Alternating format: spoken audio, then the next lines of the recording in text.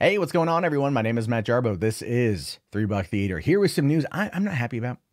I'm not gonna lie. I'm not happy about this. I'm not happy about this at all because I'm a Marvel guy, 100% Marvel Cinematic Universe. I've seen all the movies and theaters, usually day one, if not within the first. I think the only one I didn't see day one, the only two were the Ant-Man movies. I didn't see those on preview screening nights or opening weekend, but I saw them like a week later, and I like them.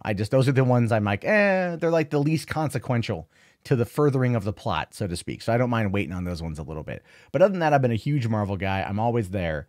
I always support them. I always buy them on home video, and I love the franchise. I even took on Vox.com and their really, really bad video about the MCU to the point of where I got the writer's attention, or the guy who made the video's attention about it. That was pretty funny. People were sending that to him like, no, Matt gets it and you're an idiot. But he was a good sport. Anyway, what bothers me about this is the DCEU is making a mistake, in my opinion, but it's all part of the whatever they're changing up right now. And maybe it's out with the old and in with the new, because apparently they're no longer going to be using Ben Affleck or Henry Cavill in future DC films.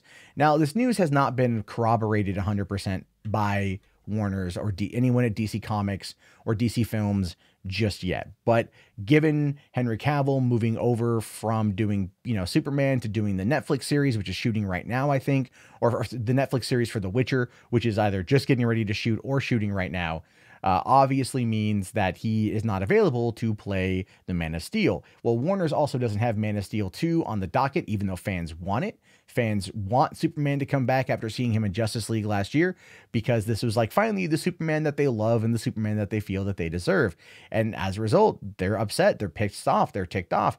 And same with Ben Affleck. Affleck, people want to see him come back as Batman. He's been arguably the best on-screen Batman we've had in a while. Maybe not the best Bruce Wayne, but definitely the best on-screen Batman with BVS. Justice League was like trying to be a little bit too funny. He was also kind of fat Affleck on that one. He was like, you could tell it was the reshoots because he had gained like 15 pounds or something and couldn't lose the weight in time. So, hey, Warners, thanks for, rushing to meet a release date instead of delaying so the film could be done right. But anyway, whatever. But you can tell their poor actions have led to this decision. So the article says, in a recent interview with Variety, it was revealed that the Flash standalone movie would be delayed to 2021. While that may be a bit of bad news to fans of the Speedster, there was a big piece of news announced that has fans surprised, saying the studio is not currently moving forward with Batman or Superman movies featuring Ben Affleck and Henry Cavill, respectively. It is expected to recast The Dark Knight with a different actor for director Matt Reeves' upcoming Batman solo outing. Saying here, that's right, Warner has decided to end their current relationship with the two actors. It's been rumored for some time that Affleck was thinking about hanging up the cape, but it's also a surprise that Cavill will be leaving the same time, seeing as both Superman and Batman are easily the two most iconic characters in all of the DC universe. And that is very, very, very true. That is very true. They are the big ones. I mean, the Holy Trinity being in Batman v Superman is what sold the film to many people. Wonder Woman being the biggest part of that, I think. That's one of the reasons why her movie went on to go do 800 some odd million, and Justice League kind of petered out at around 650 million. Now, the big problem here is that Warner's has had a tonal problem with these films for a while. I talked about this the other day with the Flash situation, where you could tell that what they want to do is that they want to go back and recalibrate. Obviously, Shazam's going for a lighter hearted tone. You've got Wonder Woman 84 that's looking like it's going to be a bit brighter of a movie, not as tonally dark, maybe a bit more fun, a bit more funny, trying to play up that particular angle as well. Kirsten Wiig as I forget the name of the villain, but as the bad guy? Kristen Wiig? Really? Okay, fine. Okay. James Gunn doing Suicide Squad 2. That's going to be a big, bright film. That's going to be a bright, funny movie. You can tell precisely what it is they're trying to do, right? What they want. They want to do the new DCEU that's going to be all kind of like Joel Schumacher without Joel Schumacher, right? The color tones, because keep in mind, Batman Forever and Batman and Robin relied heavily on neon lighting and a lot of color. Batman Forever did it really well. Batman and Robin, I don't know what kind of crack Schumacher was smoking, but he effectively tanked the Batman franchise for a long time. So you got that. You've got them wanting to go brighter and funnier and everything else. I wouldn't be surprised if James Gunn ends up kind of being the guy for DC, right? I wouldn't be surprised, because here's the reason why I say that is DC's like good faith publicity, right? It's popularity amongst the fans with the announcement that James Gunn is writing Suicide Squad 2, not even the director announcement yet that we all know is coming. And everyone's like, oh, really? Oh, really? Which is then going to make them go, oh, I want to go see Shazam now. Oh, I really want to go see Wonder Woman 1984 because Warner's is loyal. Warner's is going to back their dude. Never mind the fact that right now we're learning that they've kind of relinquished Batman and Superman, these Affleck and Cavill. Now, there's a reason for that, in my opinion. And the reason for that has to do everything with Zack Snyder. It's everything related to Zack Snyder. That's what it is. Snyder creating the grim, dark version of the DCEU that was parodied a couple times in Deadpool.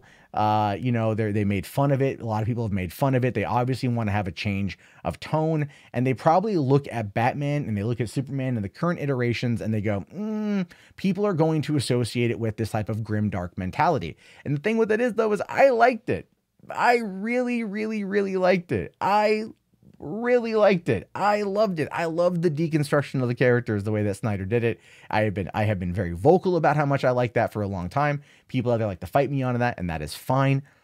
But I get it. They want to sit there and they want Boy Scout Superman, which they finally got in Justice League. They want non-killing Batman, which they finally got in Justice League. We know that Affleck wants a redemption arc with everything in his personal life to come back. So I find it unfortunate that they're taking that away from him in regards to this. I know he's going through rehab. I think he just got out of rehab. He's trying to get his life back on track and everything else. And I get that. And I think a redemption arc Batman solo film would be the final thing. I think they should go with that. Give it to him. Warner's, okay, listen, here's the thing. When I worked at my theater, Warner's was always the loyal studio to work with. They always had your back. They would work with you. They wanted to make sure their movies got out there.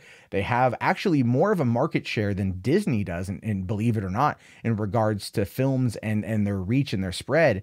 So we know that they make a lot of money. We know that they do pretty well. And to me, it's always been about that loyalty, right? And we know that Affleck made Argo, which won Best Picture. It got them a Best Picture nod, which is, or not a nod, sorry, a win. And that was one of the reasons why they gave him they gave him the money to go do Live by Night that didn't do well. I get that.